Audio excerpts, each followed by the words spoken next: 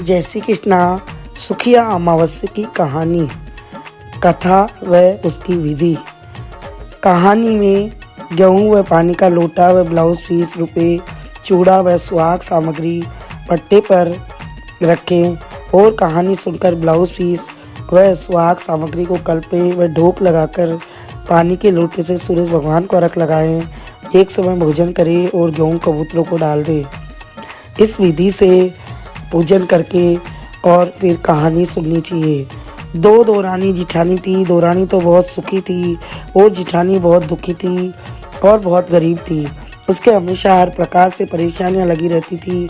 कभी बीमारी की, कभी गरीबी की, कभी पियर में से परेशान, कभी बच्चों से परेशान, हर समय दुखी रहती थी। उधर दौरानी तो यह जानती भी नहीं थी कि दुख क्या होता है।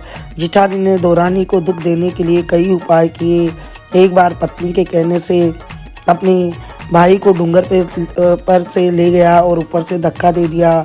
घर आकर पत्नी को बताया कि उसने अपनी दौरानी के घर की तरफ बताया तो जिठानी ने दौरानी के घर की तरफ देखा तो दोनों पत्नी आपस में बातें कर रहे थे और पत्नी पूछ रही थी कि कैसे लगी। तो पति ने कहा, मैं भाई जी के साथ डूंगर पर गया था, पाँव फिसल गया। यह देखकर अचंभा करने लगे। अब थोड़े दिन बाद दौरानी का भाई आया हुआ था तो जिठानी ने अपने पति से कहा, उसका भाई नहाने तालाब पर गया है, आप उसके भाई को नदी में बहा देना। उसका पति गया और भाई के साले से बातें करता हुआ धक्का दे दिया। वह गिरते ही संभल गया और तैर कर बहन के पास आ गया। बहन ने भाई से पूछा कि नदी में कैसे गिर गए तो उसने कहा, अचानक पाँव फिसल गया। मन में सोचा कि सच बताऊंगा तो दोनों परिवार में आपस में टूट हो जाएगी। उसने दौरानी के घर की तरफ देखा कि बहन भाई आपस में बातें कर रहे हैं। थोड़े दिनों बाद फिर जिठानी ने उसके बच्चों व जवाई पर पाप विचारा, लेकिन सब कुछ सल घर आ गए। आखिरकार जिठानी ने पढ़े लिखे पंडितों से पूछा कि मैं हमेशा दुखी रहती हूँ और दौरानी हमेशा सुखी रहती है। मैंने दौरानी को बहुत दुख देने की कोशिश की। पंडितों ने देखकर बताया कि तुम्हारी दौरानी ने पिछले जन्म में सुखिया अमावस का व्रत किया था, इसलिए इसको 7 जन्म तक सुख मिलेगा और तुमने पिछले 7 जन्म से लेके अब तक कोई सुखिया अमावस का व्रत नहीं किया, इसलिए तुम्हें हमेशा दुख मिलेगा। तुम इस जन्म में सुखिया अमावस करो तो तुम्हें भी 7 जन्म तक सुख मिलेगा। तुम भी सुखिया अमावस का व्रत, उपवास, दान, पुण्य, यज्ञ, हवन, कीर्तन आदि करो। जब भी सोमवती अमावस आए या शुक्रवार की अमावस आए उस दिन से व्रत लो और हर महीने की अमावस्या को व्रत करो। कहानी सुनो। सुहागन स्त्री को खाना खिलाकर उसको ब्लाउज फीस व सुहाग की सामग्री रुपये तिलक लगाकर दो।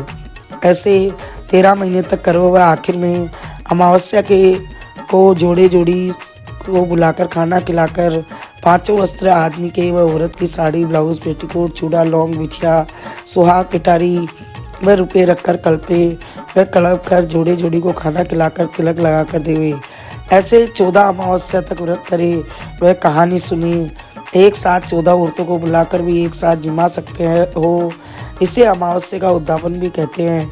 आखिर अमावस्या को सास, ससुर व ननद, नंदोई या जेठ जिठानी को भी दे सकते हैं। ब्राह्मण ब्राह्मणी को भी दे सकते हैं। इच्छा हो तो सभी औरतों को साड़ियाँ भी दे सकते हो।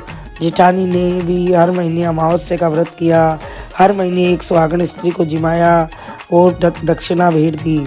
14 अमावस्या तक किया तो उसको भी 7 जन्म तक सुख हो गया और सारे कष्ट मिट गए। खूब आमदन के भंडार भर गए। पियर ससुराल में सब सुखी रहने लग गए।